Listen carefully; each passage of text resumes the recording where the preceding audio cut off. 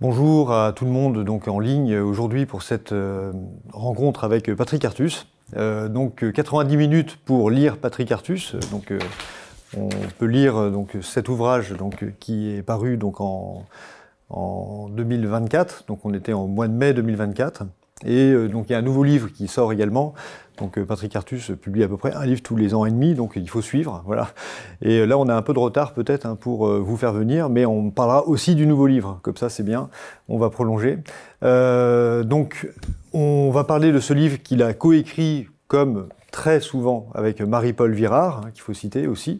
Je veux aussi saluer tous ceux qui sont en ligne, et on sait qu'on a non seulement le public habituel, et on a quelques classes également qui sont connectées à distance, et donc je salue les 2 classes de terminale de Cécile dans le pays de Gex, et également à Bordeaux, on a une classe de terminale avec Karine Rostagny, et 3 classes de prépa, une à Fort-de-France en Martinique, il est 8h là-bas.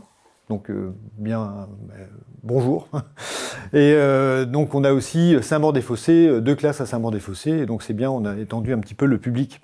Alors avec Patrick Artus, je vais présenter Patrick Artus et puis après son livre un petit peu, on va dialoguer ensemble pendant 90 minutes. Et moi je vous invite en fait à acheter ce livre-là, les étudiants, les autres, etc. Parce que vraiment, on a une sorte de synthèse sur les grands défis en Europe et dans le monde, mais avec bien sûr le prisme de la France et des grandes tendances, en fait, à la fois les tendances du passé, mais qu'est-ce qu'on peut, en fait, espérer sur l'avenir. Patrick Artus, vous êtes actuellement conseiller économique d'Ociam, qui est un fonds affilié de Natixis Investment Managers, et donc vous étiez précédemment chef économiste de Natixis. Vous êtes économiste, connu en tout cas dans le monde de la banque et de la finance, mais vous avez aussi une carrière dans la haute administration et carrière académique, puisque votre formation de départ, vous êtes administrateur de l'INSEE, d'accord ? Et donc vous avez travaillé à l'OCDE, l'ANSAE, la Banque de France, etc. Et c'est via d'ailleurs la Caisse des dépôts et consignations que vous êtes arrivé à Natixis. Voilà. Et aussi vous avez été professeur, donc vous avez enseigné, ça se sent, moi je suis enseignant, donc on sent qu'en fait il y a une transmission et une capacité à faire des publications peut-être pointues, mais aussi des publications qui sont lisibles. Voilà. Professeur à Polytechnique, mais aussi à Paris 1, Panthéon, Sorbonne.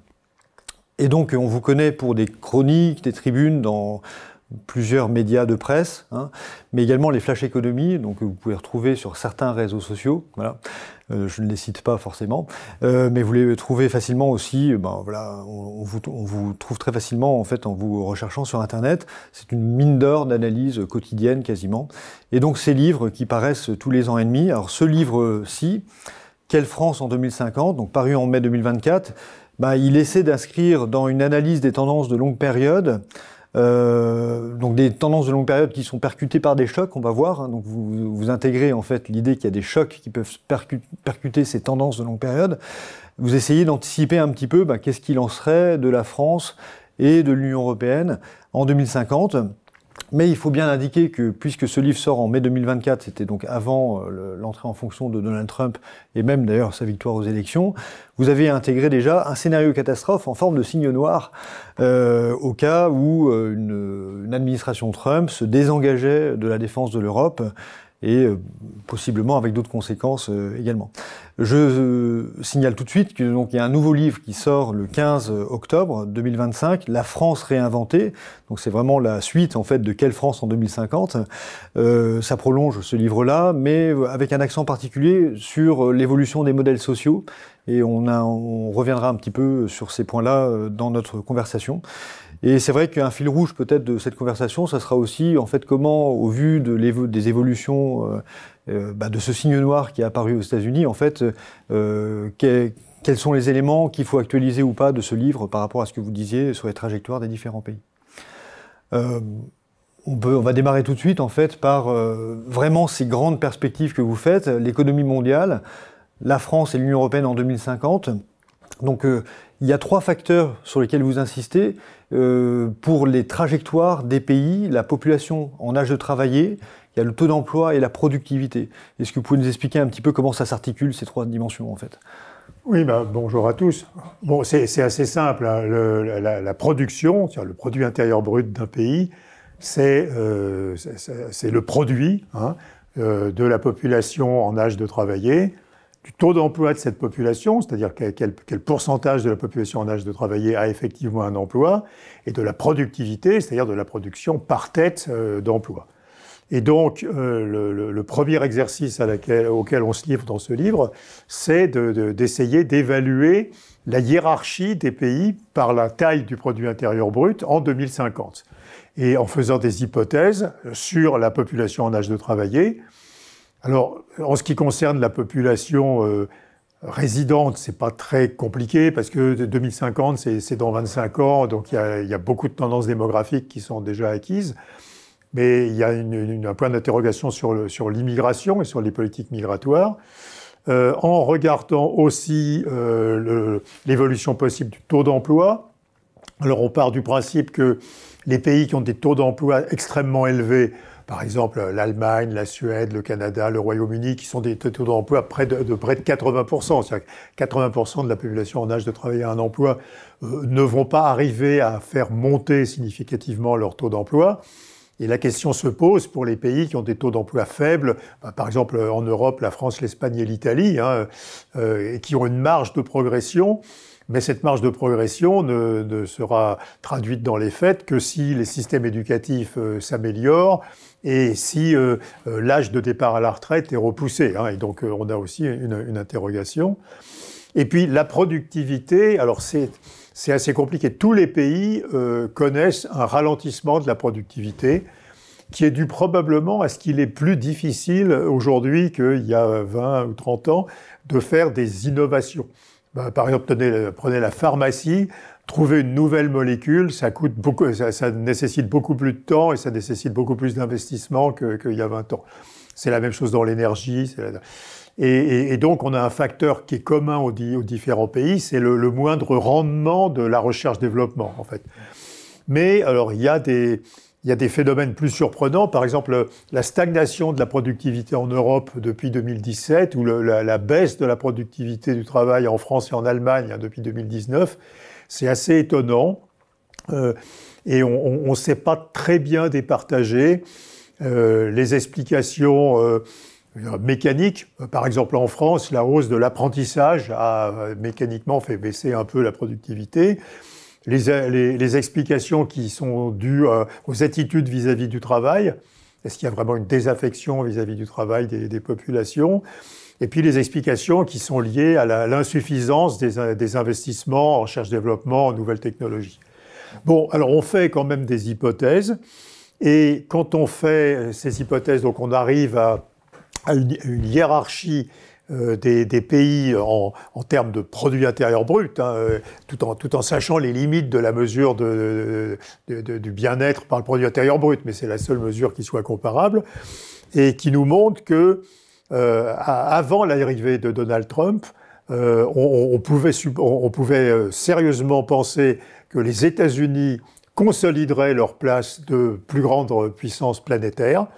La Chine étant très pénalisée par le vieillissement démographique. Vous savez que les femmes chinoises ont à peine plus d'1 enfant pendant toute leur vie. Donc la population de la Chine est divisée par 2 à chaque décennie, à chaque génération. Donc c'est absolument... On va faire un focus sur plusieurs pays comme ça.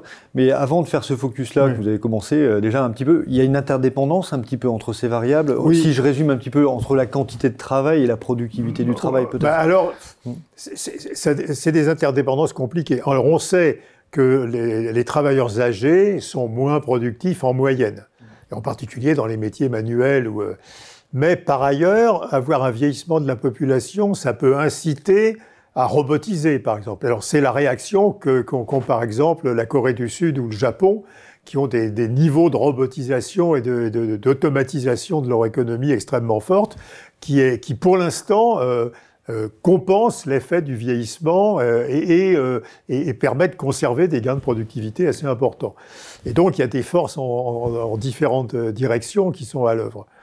Alors, donc, je reviens sur les conclusions. La première conclusion, c'est que les États-Unis, avant Trump, alors on pouvait penser que les États-Unis resteraient et même consolideraient leur position d'économie de plus grande taille, que le déclin de l'Union européenne était manifeste. Il y a une baisse du poids de l'Union européenne dans l'économie mondiale très forte, déclin démographique, stagnation de la productivité, etc.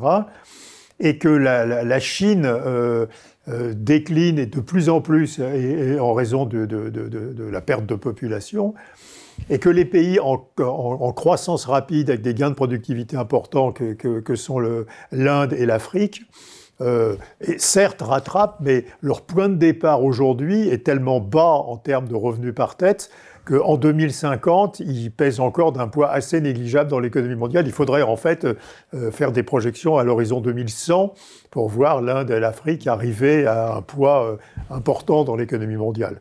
Alors, est-ce que le signe noir Trump a percuté cette trajectoire? Oui. Et de quelle manière? Alors, de plein de manières. On sait que le protectionnisme généralisé, il ne s'agit pas de protéger des industries naissantes ou des industries stratégiques, mais le protectionnisme généralisé, c'est très mauvais pour la croissance parce qu'on n'exploite plus ses avantages comparatifs. On sait que les immigrés jouent un rôle considérable dans l'économie américaine. Les immigrés, c'est 25% des ingénieurs et des scientifiques, et alors que c'est 14% de la population. Et c'est 50% des créations d'entreprises technologiques ou même des entreprises en général. Et puis, troisième problème, les attaques contre la science, contre les universités, les réductions énormes de budget des institutions publiques de recherche, évidemment, ça joue contre les États-Unis. Et donc, si on refaisait les calculs aujourd'hui, probablement, on trouverait que malgré son handicap démographique, la Chine va dépasser les États-Unis parce qu'on serait amené à réduire considérablement l'hypothèse de croissance de long terme des États-Unis pour toutes ces raisons qui se cumulent. Bon, alors on ne sait pas combien de temps des Trump ou ses successeurs, s'ils sont républicains radicaux, resteront au pouvoir aux États-Unis, mais honnêtement, l'effet de toutes ces politiques d'immigration, d'attaques sur les institutions publiques de recherche ou même d'attaques de sujets particuliers de recherche. On peut plus faire de recherche sur les vaccins, par exemple, aux États-Unis, ils sont plus financés.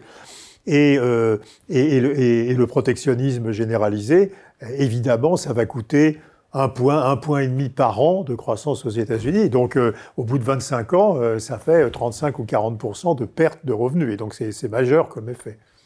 Dans le livre, vous pointez plutôt à la fin du livre, d'ailleurs, que les États-Unis sont un pays qui ont un déficit courant très important, mais qui est financé par l'extérieur et qui avait une forme d'attractivité très forte, avec beaucoup, qui finance non seulement le déficit public, mais aussi le déficit d'épargne par rapport à l'investissement.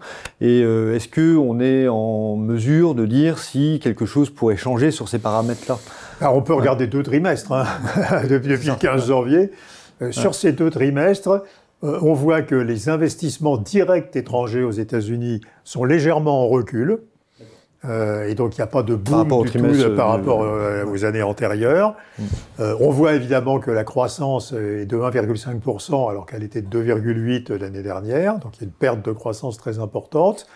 Il y a des pertes d'emplois. Et on voit que les États-Unis ont perdu, sur le marché du travail américain, qui a 1,5 million d'immigrés en moins. Et donc, les effets négatifs des politiques de Trump sont clairement confirmés. Donc on est clairement sur un choc là qui était on est sur un perturbe choc la trajectoire. Négatif pour la démographie. Le taux de fertilité des Américaines, il est simplement de 1,6. Donc la population native n'assure pas la reproduction des générations.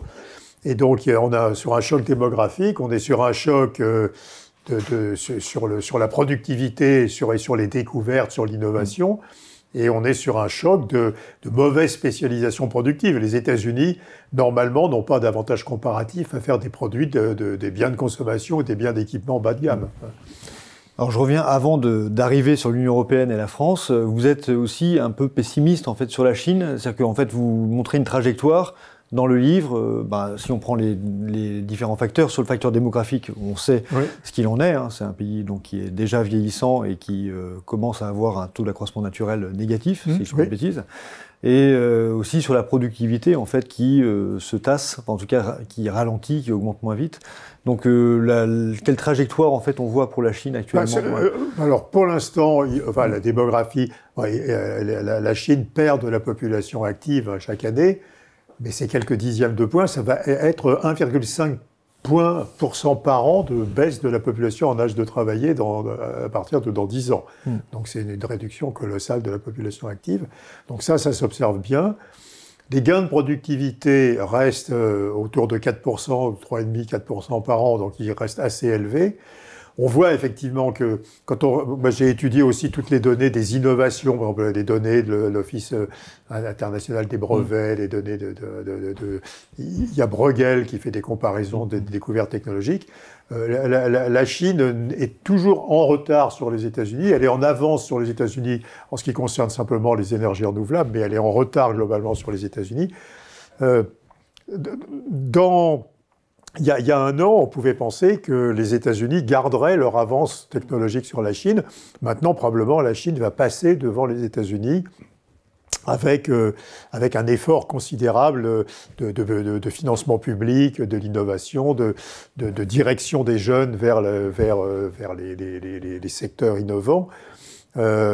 Mais le vieillissement démographique est énorme, quoi. Je veux dire, à nouveau, si vous regardez les projections de la Banque mondiale, on s'attend à ce que la Chine, à la fin du siècle, en 2100, ait moins de 600 millions d'habitants, contre 1,4 milliard aujourd'hui. Et donc la démographie, normalement, emporte tout. Et c'est un pays, en plus, qui n'accepte pas l'immigration. Et alors, ils vont probablement... Ils sont en train déjà d'avoir une trajectoire similaire à celle de la Corée et du Japon, c'est-à-dire de robotiser énormément ce qui peut être robotisable. Enfin, la robotisation, ça a des limites. Hein. Je veux dire, quand vous divisez par plus de 2 la population, vous pouvez pas attendre un maintien du PIB. Donc la Chine, inexorablement, va reculer. Sur la productivité, il y a un effet, vous me disiez hors antenne avant, qu'il y a un effet de déversement un petit peu du fait qu'il y a le secteur industriel se développe et il y a un plus fort gain de productivité. Et jusqu'où ça peut aller, c'est ça donc, on en parlera peut-être plus loin. Il y a les grands points d'interrogation sur l'intelligence artificielle. La Chine fait énormément d'investissements. Alors, fait moins que les États-Unis. Les États-Unis font les 2 tiers de l'investissement en IA du monde. Et avec moins d'investissement, ils arrivent à sortir DeepSeek. Mais alors, les États-Unis en font trop. Donc, la Chine a à peu près 20% des investissements en IA du monde. L'Europe a moins de 10%. Donc, l'Europe en fait pas assez, ça c'est clair. Les États-Unis en font trop. La Chine a des succès sur l'intelligence artificielle, clairement. Pour ceux qui n'auraient pas suivi DeepSeek, mais d'autres. Alors, il y a un énorme point d'interrogation, peut-être on peut prendre un peu d'avance sur le plan, sur l'effet sur la productivité du travail de développement de l'intelligence artificielle. On sait qu'il y a des métiers, des tâches qui vont être bouleversés par l'introduction de l'IA. Les codeurs, la médecine, etc. La traduction, les services juridiques. Mais on ne sait pas aujourd'hui si l'IA va permettre de la montée en gamme des emplois qui ont des personnes qui ont des compétences intermédiaires ou va au contraire faire baisser en niveau de qualification ces personnes qui perdront leur emploi actuels et qui devront trouver un emploi très peu qualifié dans les services à la personne, dans le transport, etc. Donc cet effet soit d'augmentation des compétences, soit d'expulsion des emplois d'expulsion du marché du travail à cause de l'IA et de bascule sur des emplois peu sophistiqués, est crucial pour savoir si l'IA fera un peu ou beaucoup de gains de productivité. Ça ne fait beaucoup de gains de productivité que sous l'hypothèse de maintien des personnes dans leur métier avec une élévation des compétences. Si on a plein de chauffeurs Uber version IA, il y aura pas beaucoup d'effets de l'IA sur la productivité globale. Il y aura des effets sectoriels, mais il n'y aura pas d'effet global. Il y a des travaux de Philippe Aghion dont on parlait là sur les emplois à potentiel de remplacement ou à potentiel d'amélioration par l'IA. Enfin, c'est un peu les termes. Oui, et puis l'OCDE fait plein de travail sur tâche par tâche pour savoir quel pourcentage des tâches peut être remplacé par l'IA, quel pourcentage des tâches peut être amélioré dans ses contenus par l'IA. Mais c'est des travaux très préliminaires. On n'a pas assez de recul pour savoir définitivement ce qu'il en sera. Arrivons sur la France et l'Union européenne. Donc ces paramètres-là que vous mettez en avant, qui sont la population de l'âge de travailler, le taux d'emploi et la productivité, bon, on est sur des voyants qui sont... Ils sont tous rouges. Voilà, tous en rouge. Parce qu'on a population en âge de travailler qui commence à être en recul dans l'Union européenne et en France, malgré des flux d'immigration assez importants. On a une productivité qui, dans l'UE, stagne et en France décroît. Elle est 2,5% plus basse qu'en 2019, la productivité en France. Et puis, on a un taux d'emploi, alors à nouveau, qui est très élevé dans certains pays de l'UE, mais qui atteint son maximum. Et en France et en Italie, en Espagne, où le taux d'emploi est particulièrement bas, le taux d'emploi montera sous deux conditions. Le taux d'emploi des jeunes qui est aujourd'hui très pénalisé par la mauvaise performance du système éducatif dans ces trois pays. Et donc il faudrait avoir réformé les systèmes éducatifs, changer les techniques d'enseignement. Il y a plein de pistes. On sait que les pays où le système éducatif est très efficace, c'est des pays où il y a par exemple beaucoup de liberté pour les projets pédagogiques établissement par établissement. Avoir un projet pédagogique national verrouillé, c'est très mauvais en fait pour la productivité, parce que dans les différents quartiers, dans les différentes populations n'ont pas besoin de la même technique d'enseignement. Et puis voilà. Et donc honnêtement, et puis la seconde question, c'est l'âge du travail, le marché, le système de retraite.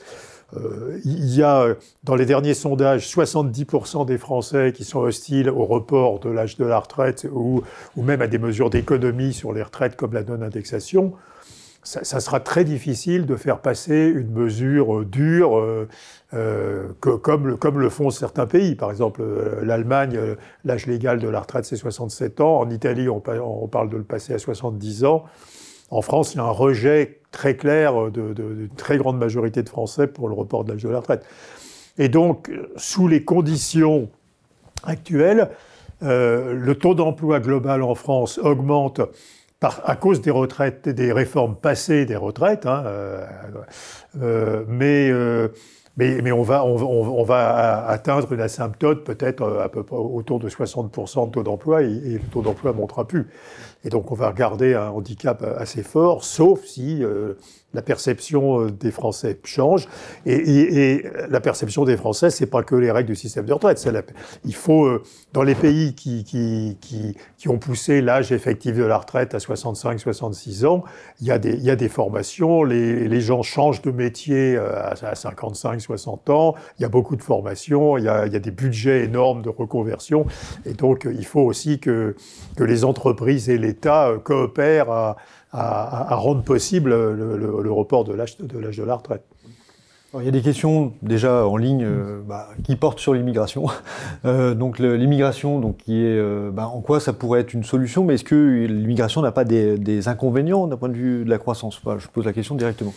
Alors tous les travaux faits en France ou dans les autres pays sur l'immigration concluent que l'immigration est à peu près neutre pour les finances publiques. C'est-à-dire que les coûts sociaux de l'immigration sont compensés par la production additionnelle des immigrés.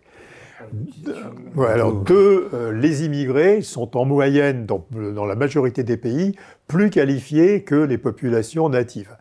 Alors c'est plus polarisé. Il y a une grosse immigration très peu qualifiée et une grosse immigration très qualifiée. C'est le cas en France, c'est le cas aux États-Unis, etc. Et donc on sait que les immigrés créent énormément d'entreprises, par exemple, dans tous les pays. Et donc, c'est un facteur de dynamisme économique d'avoir beaucoup d'immigrés. Probablement, c'est en raison du fait que c'est un tri, c'est une sélection. C'est des personnes qui ont osé quitter leur pays. Et donc, probablement, ils ont des caractéristiques de dynamisme, d'optimisme supérieures à la moyenne, quoi. Je posais la question précise que m'a posé quelqu'un en ligne, que je ne connais pas, mais que je salue. Est-ce qu'il n'y aurait pas une concurrence entre les travailleurs immigrés et les travailleurs d'un pays? Non, alors ça, c'est totalement rejeté, tous les travaux. Et même, il y a des travaux, par exemple, dans le cas français, qui montrent que l'immigration l'immigration a augmenté le niveau des salaires des Français natifs. Parce que les immigrés n'ont pas remplacé les Français natifs dans les emplois qu'ils occupaient. Ils ont occupé des emplois que les Français natifs n'occupent pas, et donc ça a contribué à la croissance et au bien-être de l'économie, et du coup ça a permis de créer plus d'emplois pour les Français natifs. Et donc il n'y a pas du tout de substituabilité entre immigration et population native. C'est une complémentarité très forte.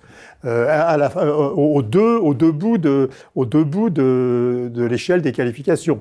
Pour les emplois très peu qualifiés, les immigrés acceptent des emplois que n'acceptent plus les nationaux. Et pour les emplois très, très qualifiés, très innovants, les immigrés ajoutent du dynamisme économique. Regardez, par exemple, dans la Silicon Valley, 55% des entreprises de la Silicon Valley ont été créées par des immigrés. Et il y a 6 des 7 magnifiques dont les présidents sont immigrés, quoi. Je veux dire, donc ça se vérifie tous les jours, ce dynamisme lié à l'immigration.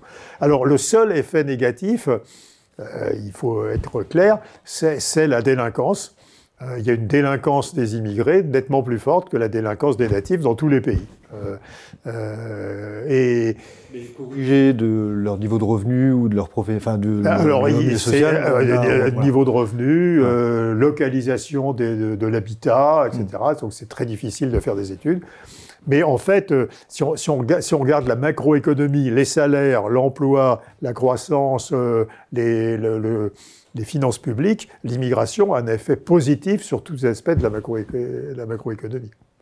Donc ces 3 facteurs que vous avez identifiés, donc c'est assez classique d'ailleurs, hein, c'est des choses qu'on montre bien en cours. Enfin, voilà, la quantité d'emploi, c'est-à-dire la population en âge de travailler et le taux d'emploi, et en même temps la productivité du travail. Ces trajectoires-là peuvent être perturbées par des chocs. Voilà.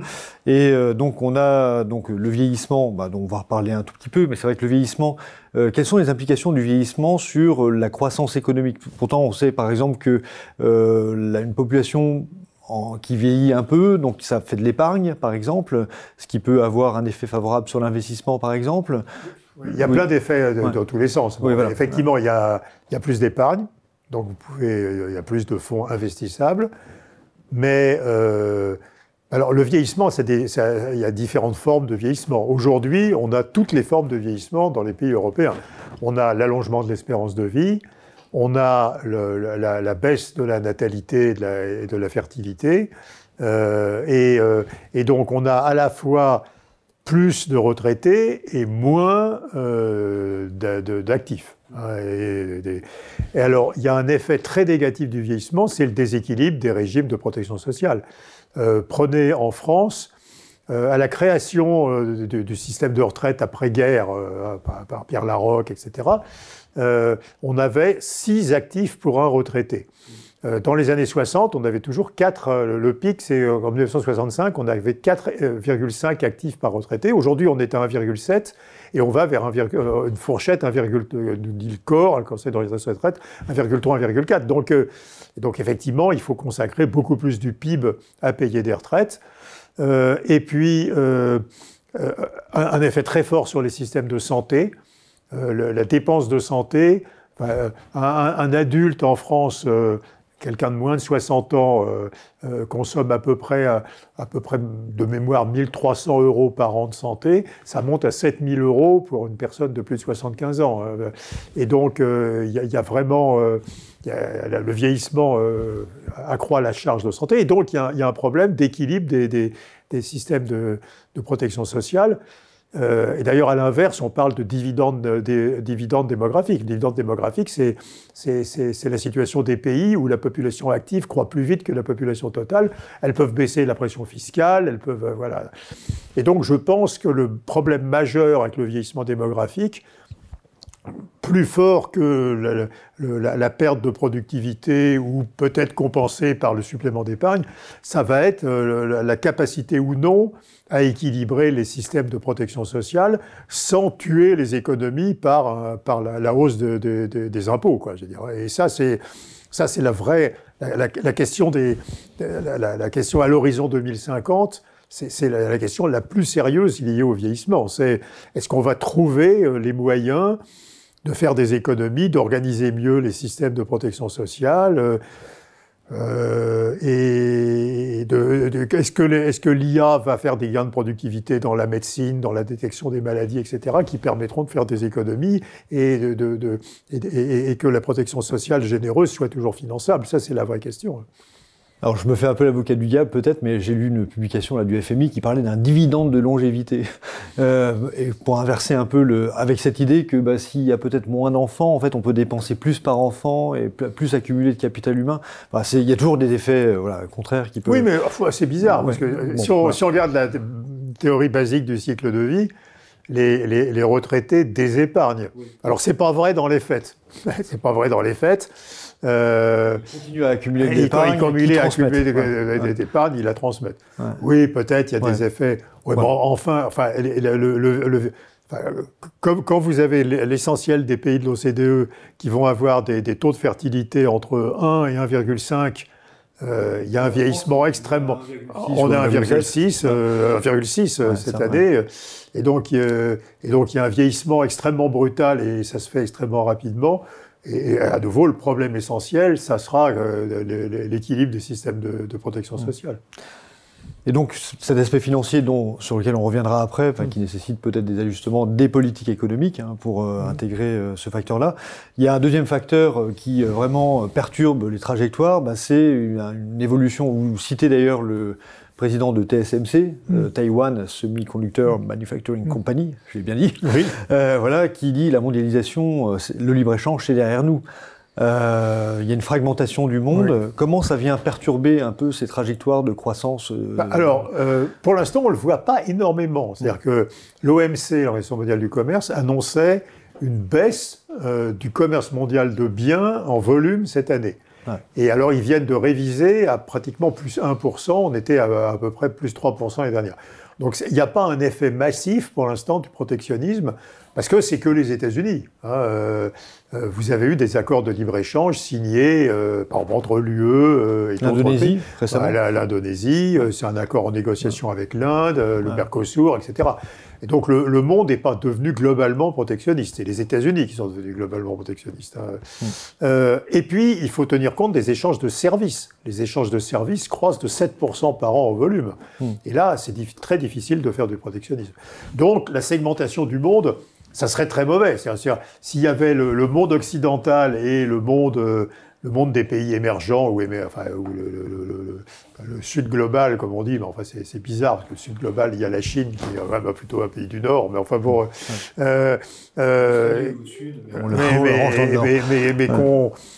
s'il y avait une séparation, par exemple, technologique, ça serait une inefficacité extraordinaire. Il faudrait faire 2 fois les mêmes découvertes, quoi, je veux dire. Et donc, la fragmentation c'est plus que la fragmentation du commerce, ça serait la fragmentation technologique. Si on n'utilise pas les mêmes technologies dans les 2 parties du monde, c'est vraiment un gâchis de savoir, de réflexion, de brevets, etc. Les gains d'efficacité reposent sur des économies d'échelle. C'est-à-dire que si on a un seul logiciel, si on avait la tech chinoise et la tech américaine et qui se parlaient pas, qui se développaient indépendamment, on doublerait sans efficacité sur le produit final les budgets tech, d'investissement en tech. Donc le protectionnisme et c'est pas seulement le protectionnisme à nouveau sur les échanges de biens, c'est le protectionnisme sur les échanges d'idées, de brevets, etc. C'est très mauvais pour la croissance. On peut imaginer un découplage des croissances, ou des économies chinoises et américaines. On voit donc des taux de droits de douane aujourd'hui qui sont un peu élevés du côté américain. Est-ce qu'on peut imaginer en fait que ces 2 économies évoluent de manière séparée?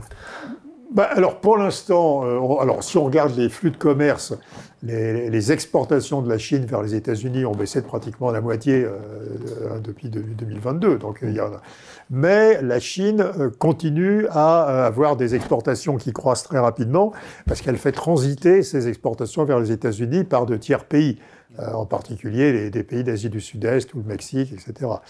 Donc pour l'instant, on n'a pas eu de problème de rareté majeur lié à la segmentation commerciale.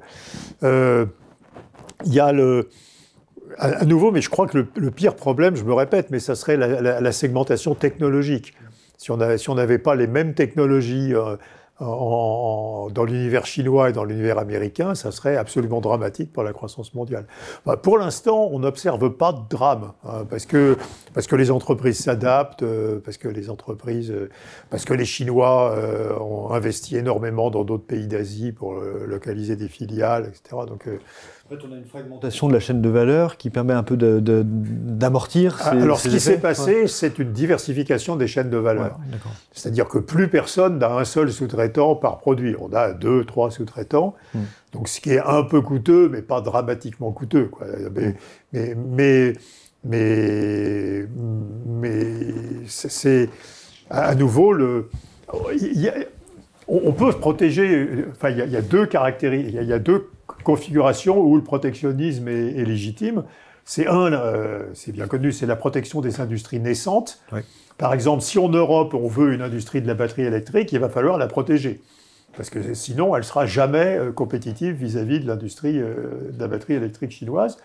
Et deuxièmement, c'est la compensation de subventions publiques exceptionnelles. Et on sait que toutes les entreprises chinoises bénéficient de subventions publiques, d'aides publiques.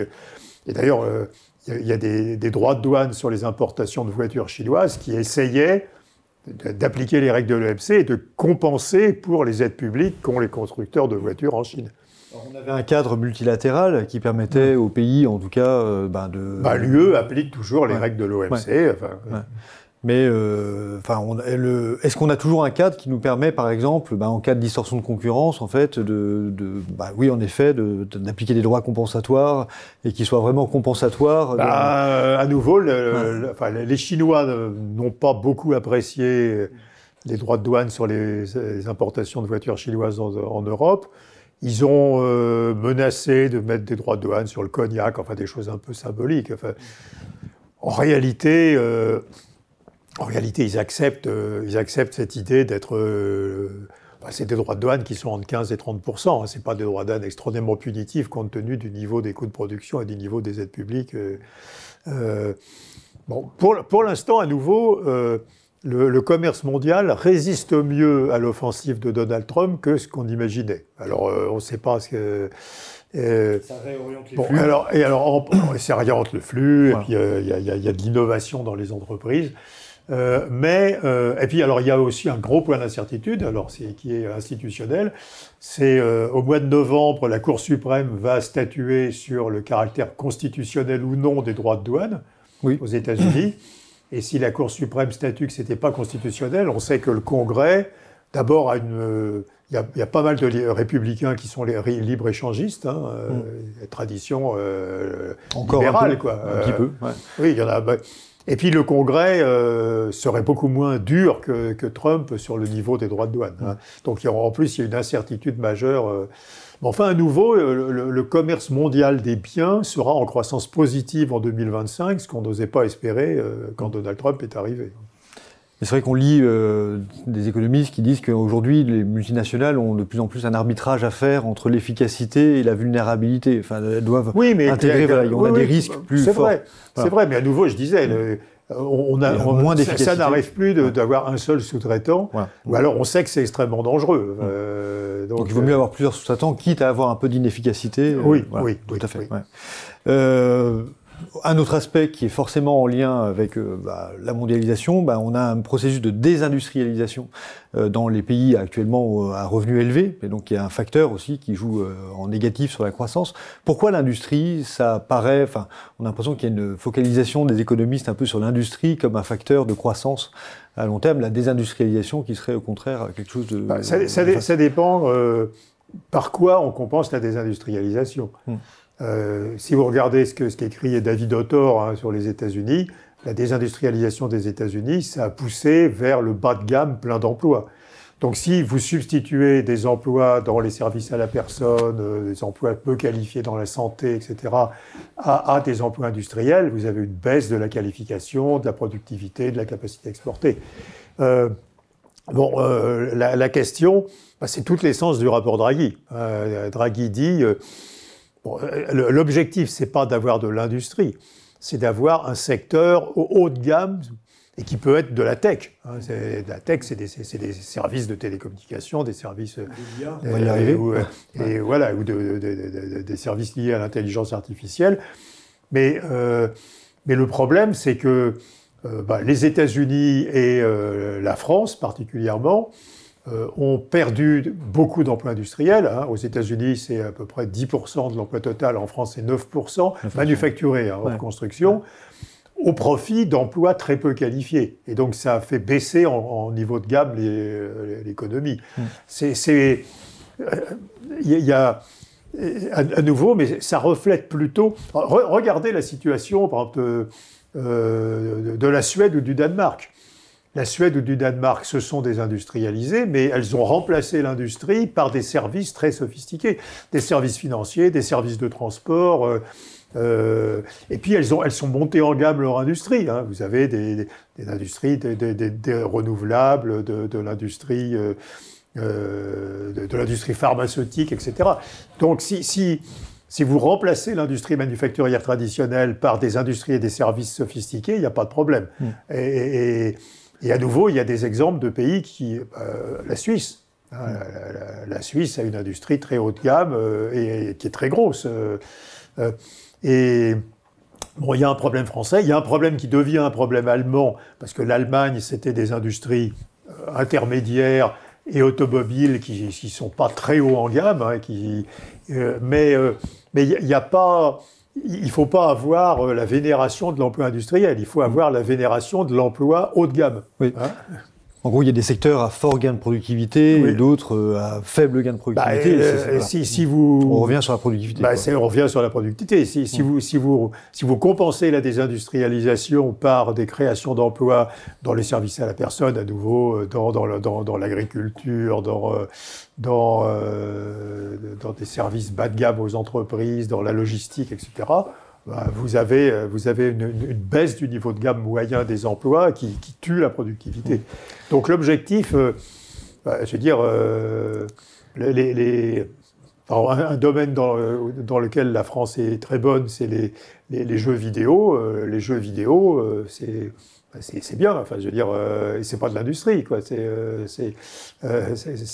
des services informatiques. Donc, on arrive sur cette question de la frontière parce que donc on sait que le terme industrie, donc en France, on a eu des analyses de Fourastier ou Clark aux États-Unis. Et puis de toute façon, ce périmètre-là, en fait, on sait que le périmètre de l'industrie manufacturière, il est très trompeur.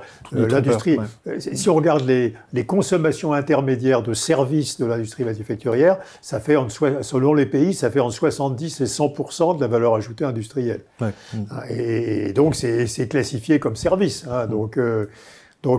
C'est beaucoup de services intermédiaires qui jouent un rôle important et qui peuvent même venir de l'étranger, bien sûr. Et donc, il faut...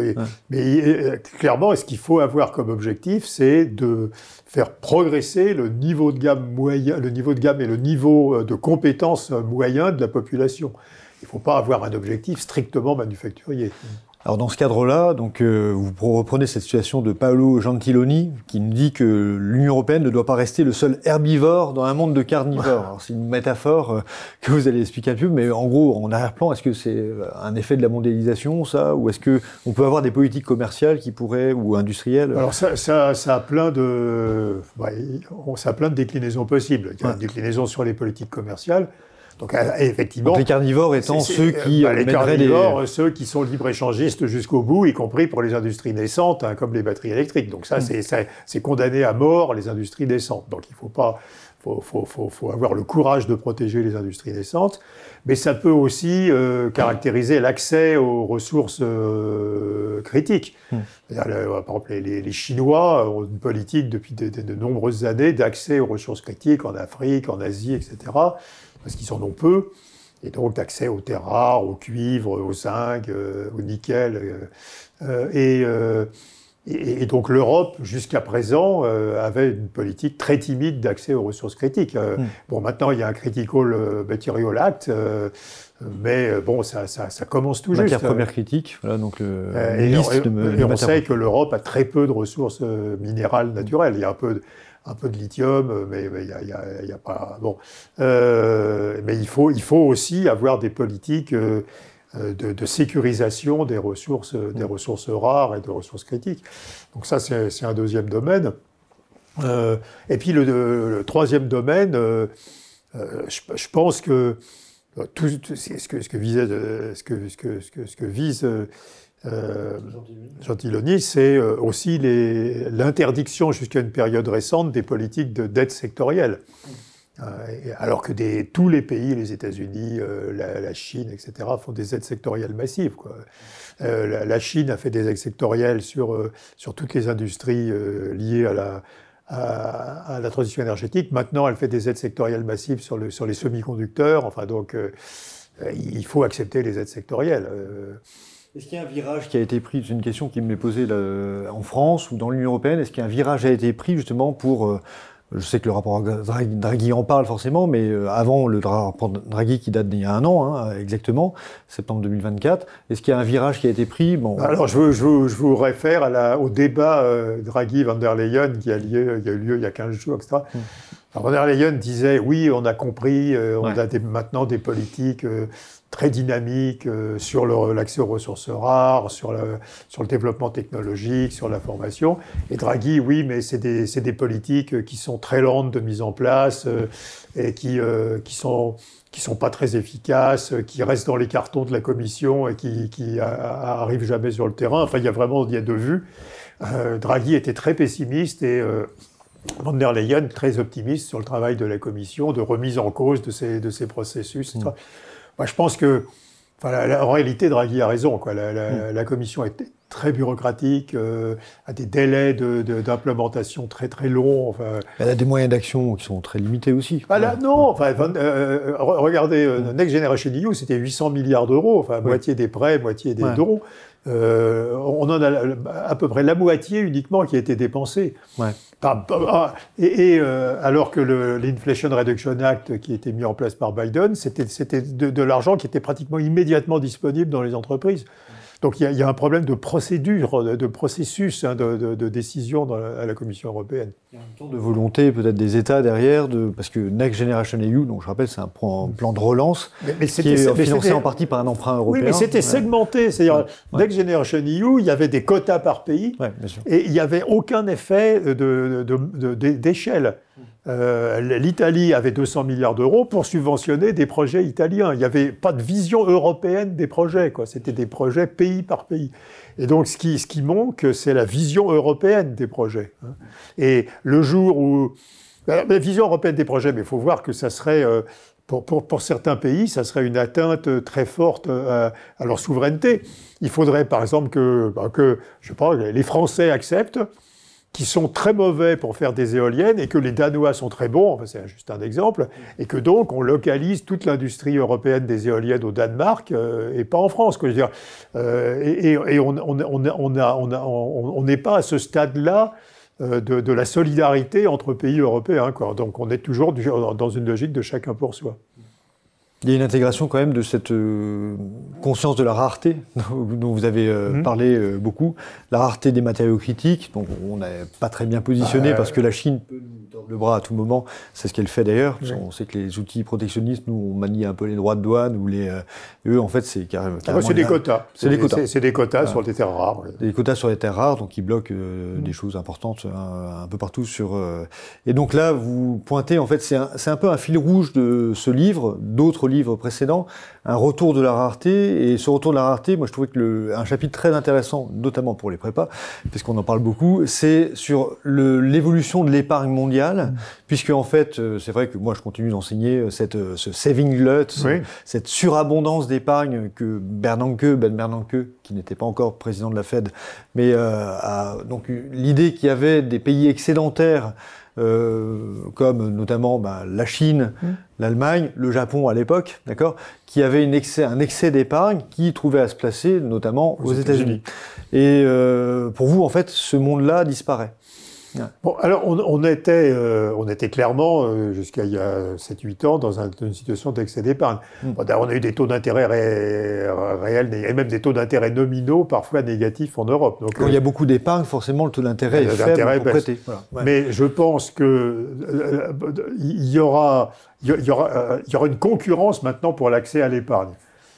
pour plusieurs raisons. D'abord, les grands pourvoyeurs d'épargne, les pays pétroliers du Moyen-Orient, hein, l'Allemagne, découvrent qu'ils ont des besoins domestiques. L'Allemagne va dépenser, c'est budgété pour 500 milliards d'euros hein, d'infrastructures, de transport, de télécom, etc. Va dépenser beaucoup plus dans le budget militaire. L'Arabie Saoudite, les Émirats veulent gérer l'après-pétrole, hein, donc veulent investir dans des industries renouvelables, des industries du futur, dans le spatial, dans l'électronique, se diversifier. Voilà. Et puis, on peut penser qu'à un certain moment, le vieillissement démographique fera disparaître l'excès d'épargne du Japon. Et donc, si on regarde qui aujourd'hui finance la dette publique des États-Unis, c'est l'Europe, c'est essentiellement les Émirats arabes unis, c'est déjà plus l'Arabie saoudite, et c'est le Japon.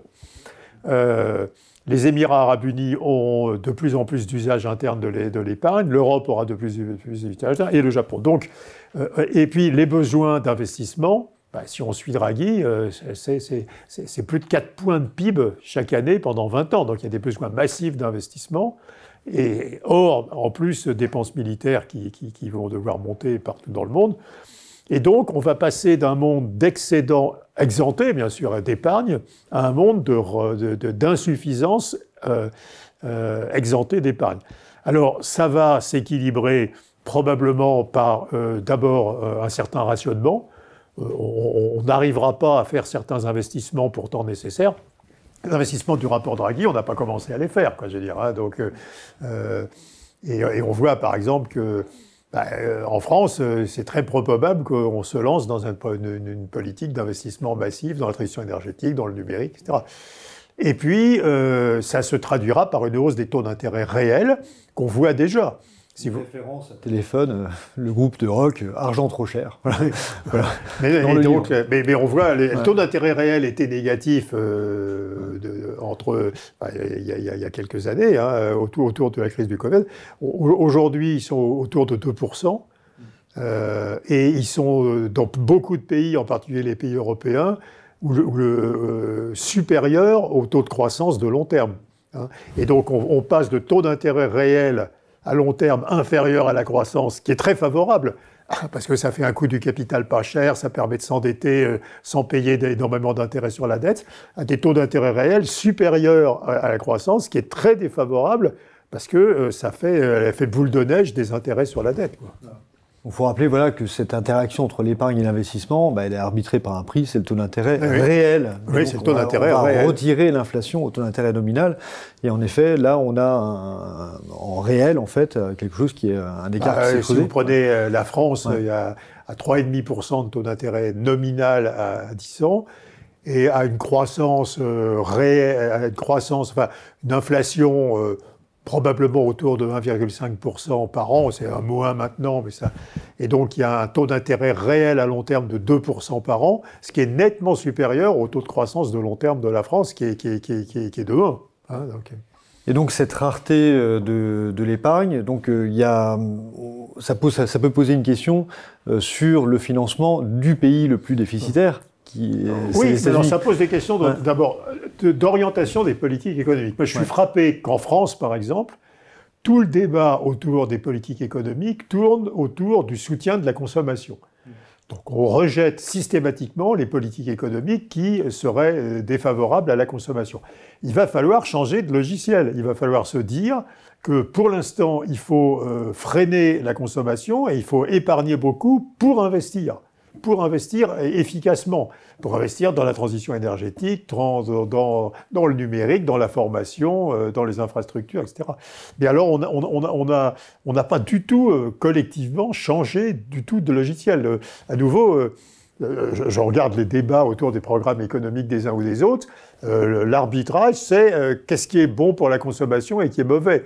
Aujourd'hui, en réalité, il faudrait qu'on épargne plus pour avoir les moyens de faire les investissements nécessaires qui seront rentables et qui nous permettront d'avoir un niveau de vie plus élevé. Si on continue à consommer tout notre revenu, et donc en réalité, il faut changer de vision de la politique économique et il faut passer à une idée que, essentiellement à cause de la transition énergétique et des inventions dans le numérique, il va falloir pendant 10 ans, 15 ans, 20 ans épargner beaucoup, comme on l'a fait après-guerre pour reconstruire l'Europe. Hein. Donc ça amène donc cette idée que ce surcroît d'investissement nécessaire, c'est notamment sur la transition énergétique, Oui. écologique, dans tous ces aspects. Et de ce point de vue-là, vous soutenez en fait que ces investissements-là sont productifs. Ils permettent Oui. d'éviter. Alors de quelle manière, en fait, quel est le gain économique pour ce qui peut pas apparaître à court terme comme un coût Alors en général, on pensait. Il y a une école de pensée qui dit que la transition énergétique, c'est un coût économique.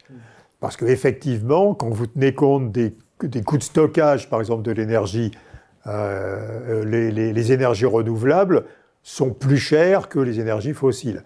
Elles ne sont pas plus chères dans leur production, elles sont plutôt un peu moins chères que les énergies fossiles, mais quand vous tenez compte du fait qu'il va falloir avoir énormément de batteries, etc., pour stocker la production d'électricité, les énergies renouvelables sont plus chères. Et donc on disait, passer aux énergies renouvelables, c'est avoir un coût qui va être ce prix plus élevé de l'énergie, et ça va être mauvais pour la croissance. Mais il y a des travaux récents, et j'ai en tête un travail qui a été fait par Adrien Bilal et avec son co-auteur Koenig, qui montre que 1 degré Celsius de réchauffement de la température de la planète, ça réduit le PIB de la planète de 12%. 12%. Et donc, si on s'arrête à 3,5 degrés, ce qui est le scénario tendanciel, et pas à 1,5 degré, ça fait 2 degrés de plus, ça fait 24% de perte de PIB. Et là, il n'y a aucun investissement qui est plus rentable, en réalité, qu'un investissement qui évite le réchauffement climatique, le réchauffement de la température. Il n'y a aucun investissement qui vous rapporte 12% du PIB. Et le problème, c'est peut-être, je paraphrase, la tragédie des horizons. C'est que là, vous êtes sur 12% en moins d'ici 2100. Oui, mais enfin, il y a des signes avant-coureurs. Enfin, quand vous regardez, si vous parlez aux assureurs, les inondations, les tornades, etc., l'érosion du trait de côte, etc., ça commence à coûter beaucoup d'argent. Donc, ça va assez vite, quoi.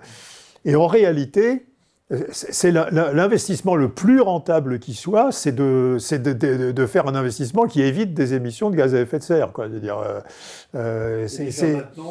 alors c'est un investissement dont la rentabilité est bizarre. C'est une rentabilité qui résulte de ce qu'on perd pas de production, quoi. Je veux dire, mais voilà. Et donc il faut changer. Enfin, il faudrait passer ce message que et qu'il ne faut pas comparer les coûts de production de l'énergie, il faut regarder l'effet sur la température de la planète des différentes politiques énergétiques, quoi.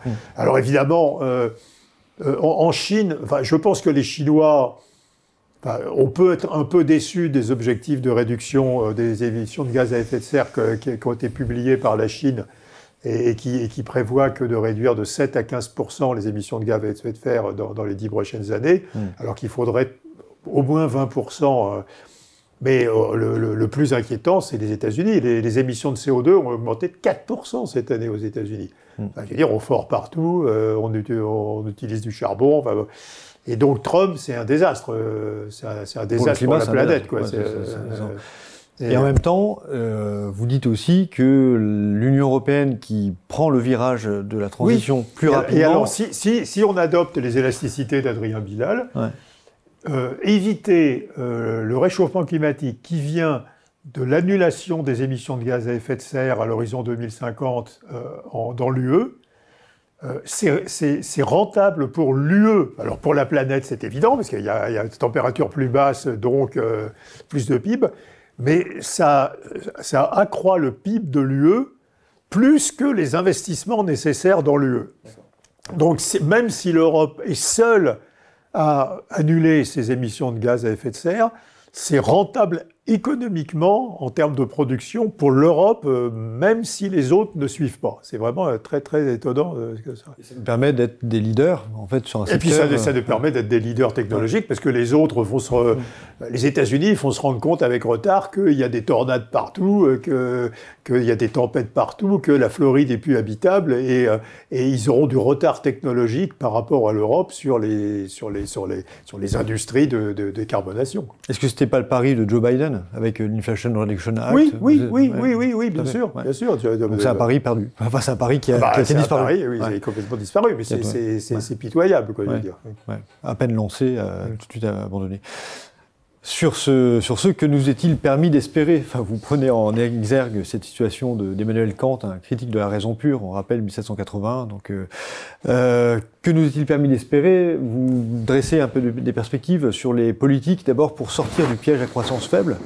C'est lié un petit peu aux facteurs qu'on a vus ici.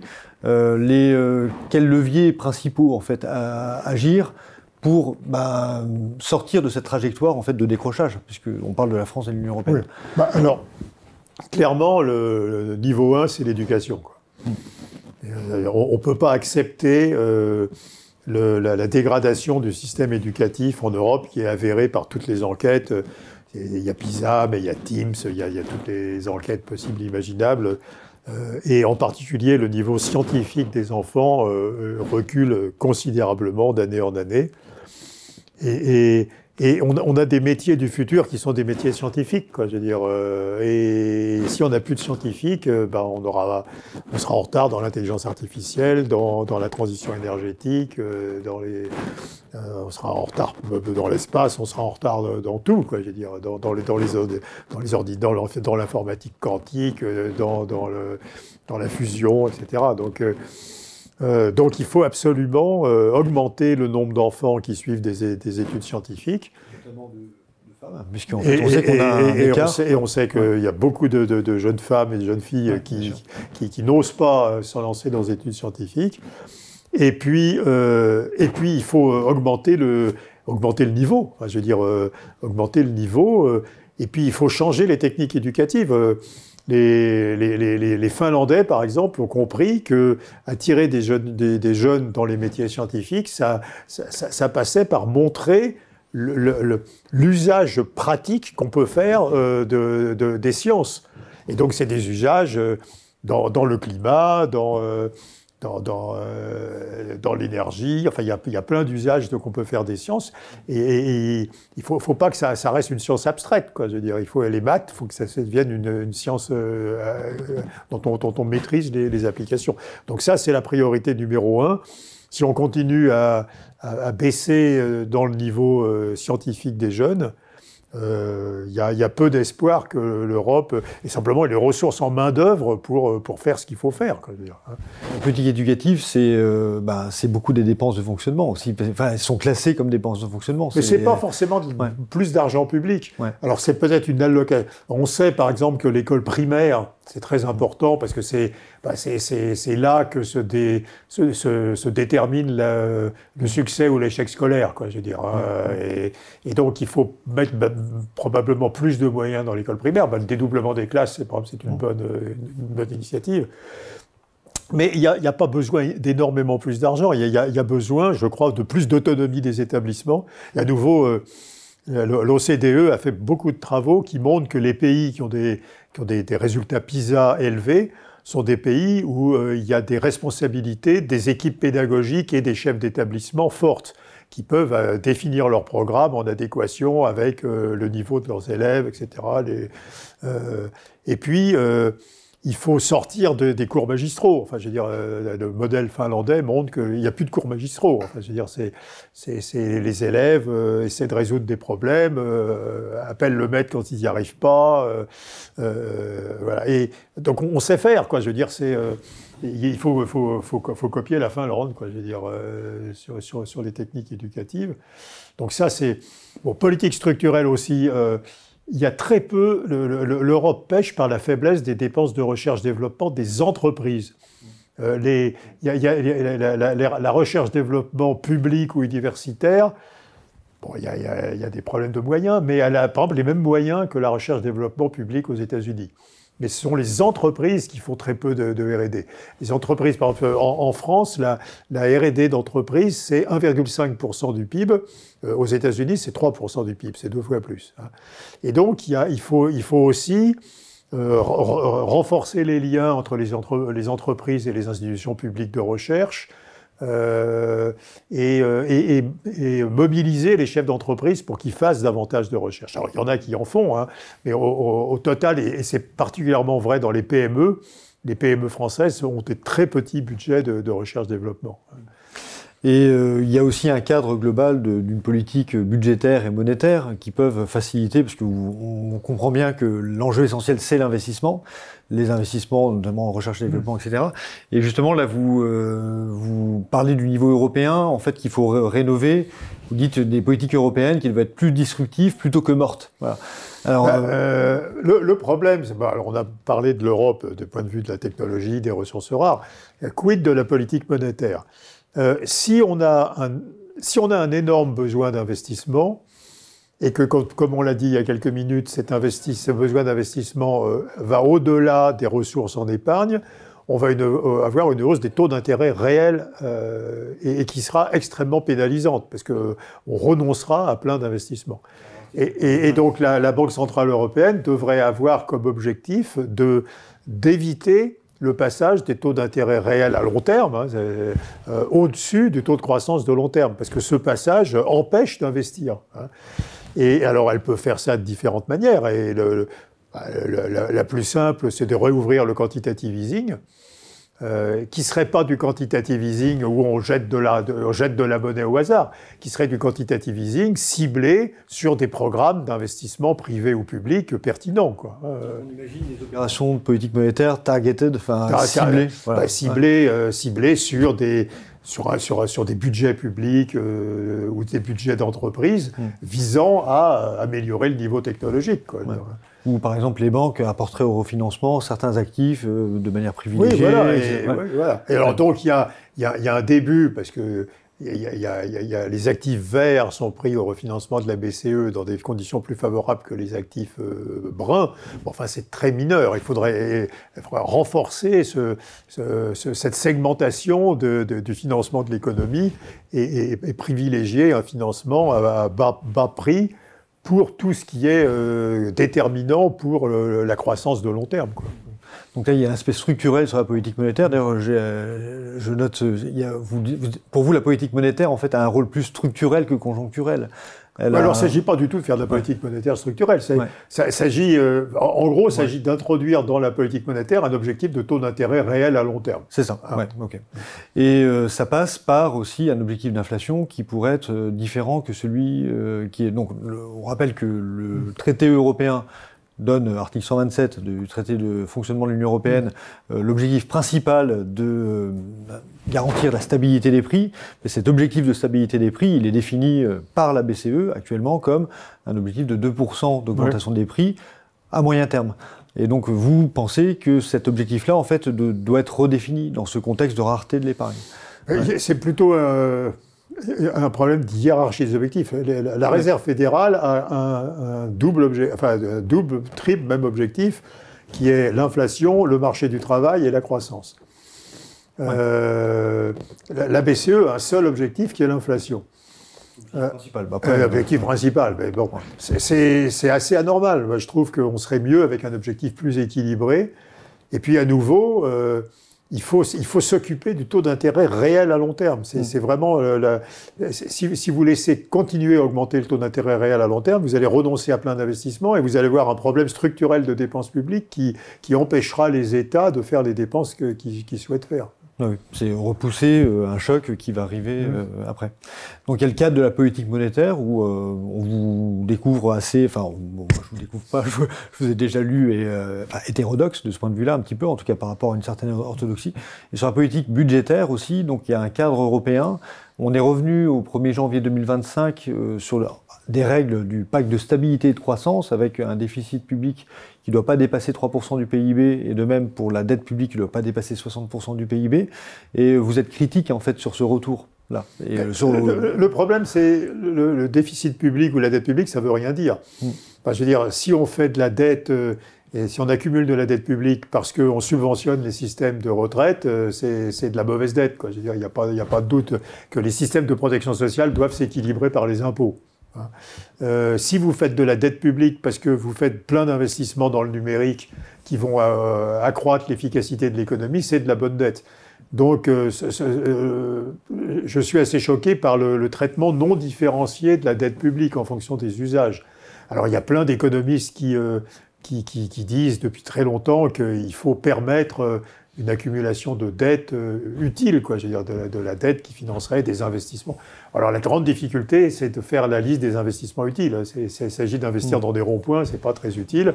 Et s'il s'agit d'investir dans le numérique, dans la fusion nucléaire, dans l'informatique quantique, c'est très utile, quoi. Je veux dire, et ça aboutira à un supplément de croissance qui rentabilisera tous ces investissements. Donc, il faudrait être beaucoup plus discriminant sur les contraintes du pacte de stabilité et de croissance, quoi. Parce que là, c'est une des questions, je vous rappelle que vous pouvez poser des questions que je pose indirectement à M. Artus. Depuis 2013, quelle proportion des politiques accommodantes ont réellement profité à l'économie réelle? Ce que je retiens, c'est que en fait, la bonne dette, c'est celle qui génère un actif. Mais il y a des actifs qui sont difficiles à évaluer. Peut-être, par exemple, la protection de l'environnement est un actif quelque part. Oui. Bah non, mais si on suit Adrien Bilal, éviter le réchauffement climatique, c'est l'investissement le plus rentable qui puisse imaginer. Non, mais le bon exemple, c'est l'Inflation Reduction Act de Joe Biden. 2022. C'était des déficits publics qui étaient déjà très élevés, mais qui avaient comme contrepartie des investissements industriels dans la réindustrialisation et dans la transition énergétique, dans les économies d'énergie. Et là, il n'y a rien à dire. Le déficit public qui a contrepartie de ces investissements, il n'y a absolument aucune raison de protester. Mais le problème de la France, c'est que les déficits publics viennent essentiellement... Alors, bon, il y a un débat. Enfin, les déficits publics, quand on regarde la France, déficit public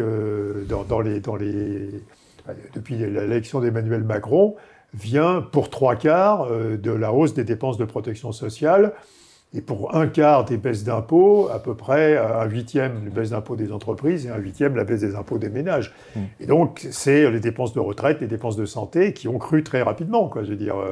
Et alors là, on devrait avoir la règle d'équilibre. Je veux dire, on ne devrait pas financer des dépenses de protection sociale par l'endettement. On devrait avoir une règle à l'allemande, dire que l'endettement, c'est uniquement pour faire des investissements, et des dépenses courantes de protection sociale doivent se financer par l'impôt. Donc, ça voudrait dire, par exemple, faire une règle européenne dans laquelle certaines dépenses, en fait, la règle des 3%... Ou alors, on fait une règle d'or européenne disant que toutes les dépenses courantes, protection sociale, consommation publique, salaire des fonctionnaires, etc., doivent être financées par des impôts, et que la dette publique est réservée à des dépenses d'investissement. Et on peut peut-être préciser quelles dépenses d'investissement pour éviter que certains États fassent n'importe quoi, des dépenses d'investissement dans la transition énergétique, dans le numérique, dans la formation professionnelle, etc. On rappelle que c'est le cas pour les collectivités locales. C'est le cas pour les collectivités locales. Qui doivent séparer un budget de fonctionnement et un budget d'investissement. C'est le cas pour les collectivités locales. Actuellement, la dette publique nationale, elle est... c'est comme contrepartie du déficit essentiellement de la sécurité sociale. Quoi. Donc on arrive sur... c'est un des aspects dans votre dernier livre, La France réinventée, qui paraît donc le 15 octobre. Donc il n'est pas encore... Les pages sont déjà sur les on peut le commander, plateformes. On peut déjà le commander, oui. La dynamique du modèle social, puisqu'en fait on voit que un des faits que vous faites ressortir, c'est cette ampleur des dépenses sociales dans les dépenses publiques et dans le PIB globalement. Et en même temps, on fait aussi un marché du travail qui ne permet pas, on revient au début de notre conversation, de favoriser le taux d'emploi et peut-être aussi la productivité. Mais on peut partir d'une constatation simple. Si on avait le taux d'emploi de l'Allemagne ou des pays nordiques, on aurait un taux d'emploi à peu près 9 points plus élevé. Donc ça veut dire qu'on aurait 13% d'emplois de plus et on aurait 10% de PIB en plus, parce que ces emplois seraient relativement peu productifs, et on aurait 5 points de PIB, de recettes fiscales en plus, donc on serait à peu près à l'équilibre budgétaire, et on aurait plein de moyens pour faire toutes sortes d'investissements utiles. Et donc, la première chose alors on a parlé de la productivité, enfin les deux choses à guérir en France, mais dans ce livre, plus largement, on parle de l'Europe, et on compare l'Europe avec les États-Unis, c'est le taux d'emploi, et c'est la productivité du travail. Alors, je crois qu'il va falloir revenir à un certain nombre de tabous si on veut s'en sortir. Parce que, spontanément, ça passe pas. Si vous regardez à nouveau la hausse des dépenses de santé, l'ONDAM, vous savez, l'augmentation autorisée chaque année des dépenses de santé, s'était fixée à 3,4% cette année. On est au-dessus de 4% sur le premier semestre. Donc, si vous avez des dépenses de santé qui augmentent de 4% et le PIB qui augmente de 2,5%, ça ne peut pas passer. Et les dépenses de retraite augmentent. On parlait tout à l'heure des ratios démographiques du système de retraite qui continuent à se dégrader. Donc, ça ne passe pas. Et alors, qu'est-ce qu'on peut faire comme réforme pour rendre finançable une protection sociale généreuse? C'est des réformes de deux types. Il faut faire des investissements de productivité, et donc notre conversation précédente. Il faut augmenter le taux d'emploi, et donc il faut réformer le système éducatif. Il faut continuer à allonger l'âge de la retraite, parce que sinon ça ne passe pas, quoi, je veux dire.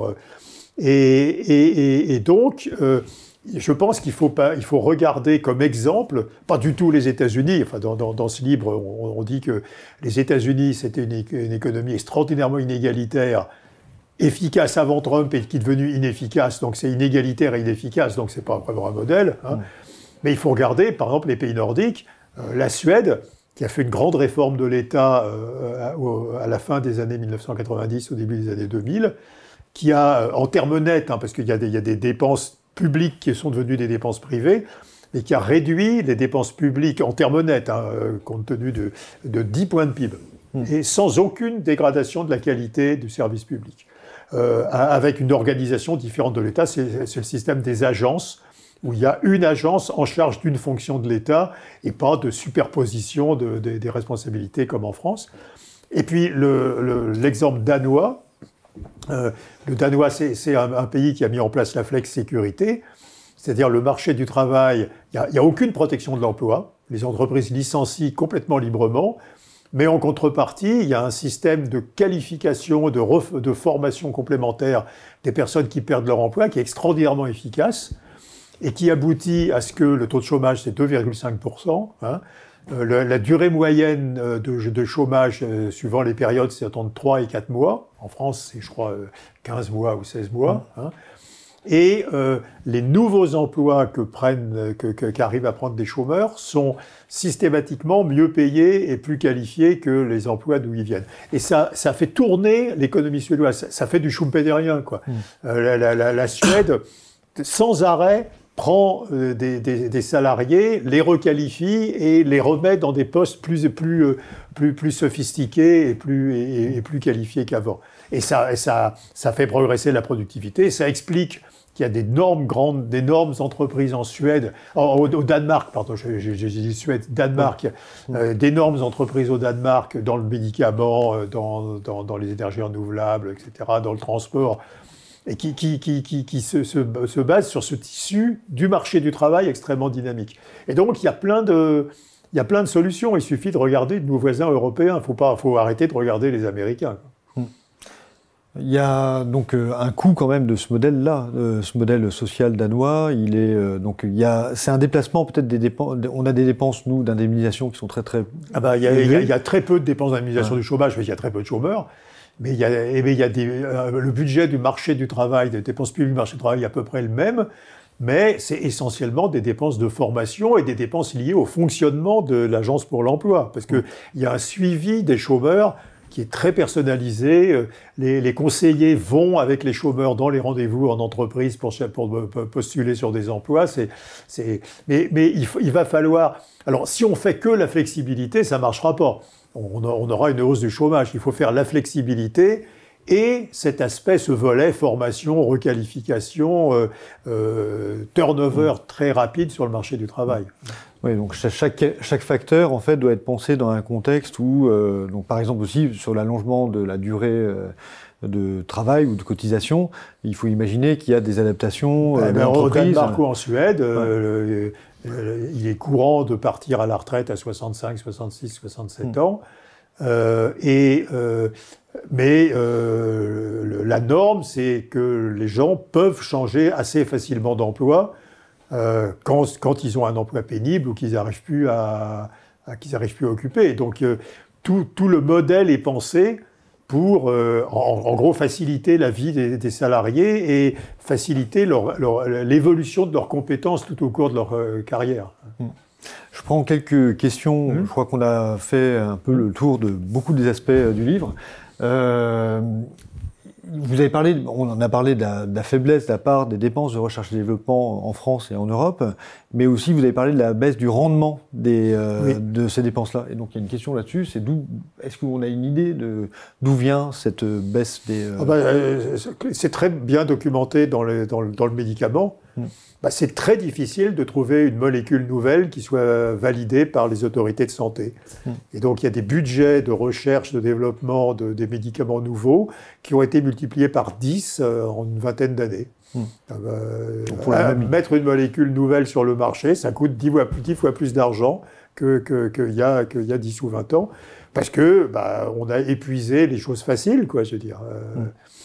C'est un peu ce que racontait Robert Gordon sur la stagnation séculaire, sur l'idée que ces innovations en fait sont toujours un peu plus compliquées. Ah oui, oui. Alors, on sait que l'intelligence artificielle permet de simuler les effets de beaucoup plus de molécules en peu de temps. Donc peut-être que cette intelligence artificielle permettra de redonner de la productivité à l'industrie du médicament. Mais c'est une industrie. Mais il y a d'autres industries. Enfin, je veux dire, regardez l'énergie, les batteries électriques. C'est des investissements absolument considérables pour avoir un progrès technologique. Enfin, la technologie de base, c'est la technologie qu'on connaît depuis le début du XXe siècle, quoi, je veux dire. Alors, ça a amélioré un peu séquentiellement, mais il n'y a pas de rupture technologique. Donc c'est très difficile d'avoir des ruptures technologiques qui fabriquent du progrès technique, quoi. Je veux dire, c'est parce qu'on a épuisé la plupart des idées, en réalité. Et ces ruptures technologiques, elles sont toujours fragiles. Enfin, je vois qu'au Danemark, je crois que c'est cette grande entreprise de médicaments qui a fait un médicament contre l'obésité, je crois. Donc le brevet va passer en fait dans le domaine public, et là, tout de suite, en fait, il y a des génériques qui vont se développer. Donc il faut toujours maintenir en fait cette distance technologique, et c'est pas toujours évident. Je vais aborder un sujet qui est un sujet d'actualité dont on parle beaucoup.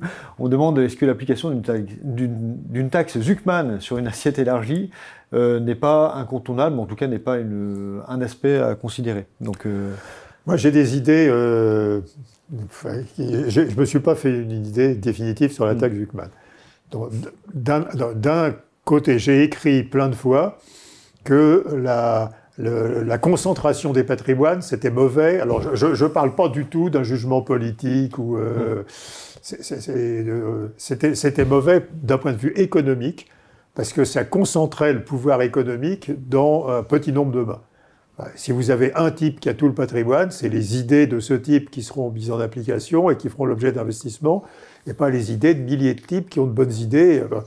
Et donc, la concentration des patrimoines, alors c'est bien montré par toutes sortes de recherches, la concentration des patrimoines, ça va de pair avec une réduction de l'efficacité des innovations. Voilà.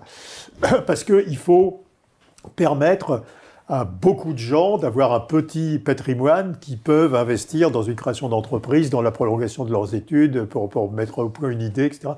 Et donc, les périodes avec une concentration très forte des patrimoines, par exemple le début du XXe siècle, étaient des périodes de stagnation économique. Et puis, quand vous avez une concentration des patrimoines, en général c'est du patrimoine d'entreprise, ça veut dire aussi que vous avez une très grande concentration des entreprises, et on sait que des entreprises monopolistiques font des investissements essentiellement défensifs. Elles préservent leur savoir-faire contre les entrants potentiels, en général en achetant les entrants potentiels. Et donc ça fait une utilisation très très inefficace de l'argent investi, quoi. Et donc moi je suis pour la préservation d'une concentration faible des patrimoines. Ça, c'est une politique de la concurrence. Une politique de la concurrence. Alors, c'est une politique, oui, mais c'est une politique redistributive, mais pas redistributive des revenus. La redistribution des revenus, elle est massive en France. Vous savez qu'après redistribution, et y compris tenu compte de la redistribution publique, on a des inégalités de revenus. Enfin, les 10% de Français les plus au bas revenus ont le tiers du revenu des 10% de Français aux plus revenus, alors qu'avant redistribution, c'est 1 à 7, 1 à 8. Bon. On est un des pays les plus inégalitaires avant redistribution. Oui, mais un des pays les moins inégalitaire après redistribution. Tout à fait. Alors, on ne peut pas tout avoir d'ailleurs, parce que la redistribution impose que ce qu'on appelle le wage gap, hein, c'est-à-dire l'écart de salaire. l'écart entre le salaire brut pour l'employeur et le salaire net pour le salarié. Le coin socio-fiscal, on dit. Le coin socio-fiscal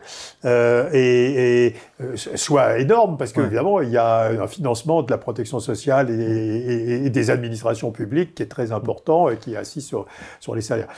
Donc, moi, je pense qu'il faut arrêter maintenant l'ouverture des inégalités de patrimoine et pas aller vers le modèle américain où vous savez, aux États-Unis, 1% des individus ont 27% du patrimoine et ils condensent tout le pouvoir économique et c'est très mauvais, à nouveau, pour l'économie. Mais d'un autre côté, je sais aussi qu'il n'y a pas assez d'entreprises de taille intermédiaire en France.